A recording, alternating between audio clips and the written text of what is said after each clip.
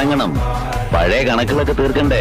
അയാൾ ഉപയോഗിച്ച പ്രയോഗം ഫ്യൂഡൽ തെമ്മാടി. കൊള്ളാം. തീർക്കാൻ കണക്കുകൾ ബാക്കി വെക്കുന്ന സ്വഭാവം എനിക്കില്ല. ഇങ്ങനെ ആയിരുന്നുവെങ്കില് തളർന്നു പോയി കയ്യിൽ ഒരു കത്തി കെട്ടി വെച്ച് ഞാൻ വന്നനെ.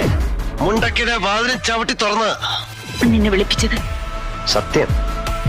അതെ, സത്യം. നീ അദ്ദേഹത്തിന്റെ മകനല്ല എന്നുള്ള സത്യം.